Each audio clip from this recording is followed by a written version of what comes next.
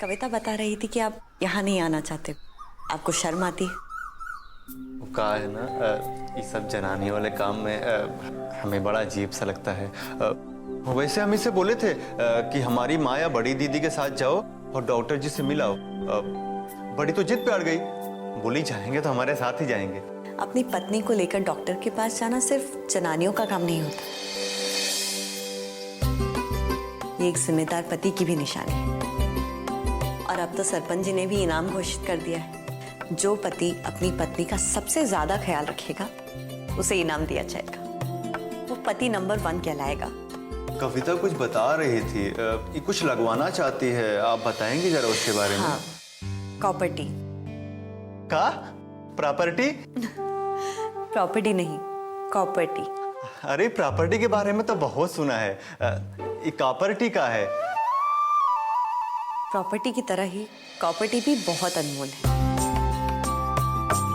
आपकी पत्नी का सबसे बड़ा धन है उसका स्वास्थ्य। अगर वो स्वस्थ नहीं रहेगी तो बच्चा भी स्वस्थ नहीं रह पाएगा। और इसीलिए बहुत जरूरी है कि 2 बच्चों में कम से कम 3 साल का अंतर हो। और इसके लिए प्रॉपर्टी लगवाना एक बहुत ही अच्छा तरीका है। अरे नहीं नहीं नहीं, पहला बच्चा तो ऑपरेशन से हुआ है और अभी सब देखिए, हम कोनो खतरा नहीं चाहते।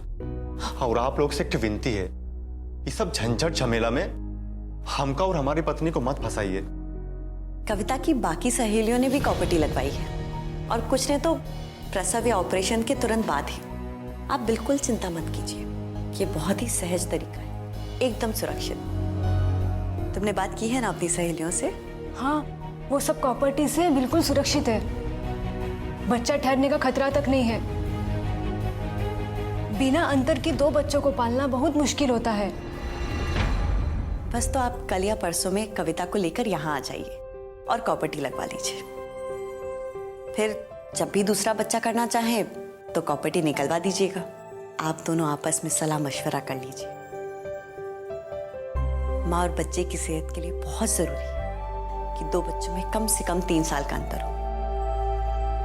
वैसे इसके और भी तरीके हैं जो मैंने कविता को बताए, जैसे कि गर्भ निरोधक गोलियां, कॉन्डम। आप इसमें से जो चाहें वो अपना सकते हैं। तो बात पूछें, बड़ा अजीब लग रहा है आप जैसी लेडीज डॉक्टर से पूछने में। डॉक्टर तो डॉक्टर होता है, लेडीज या जेंट्स खुलकर पूछिए। ये प्रॉपर्टी के बाद आपसी संबंध में कोनो दिक्कत, हमरा मतलब है कोनो परेशानी तो नहीं होगी ना?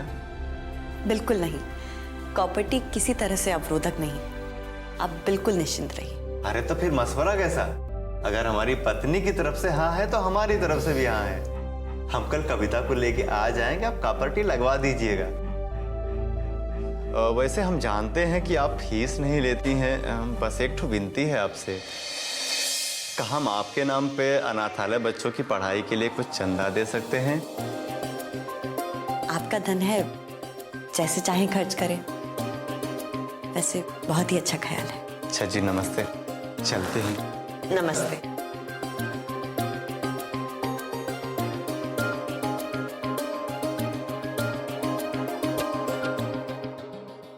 Property, property.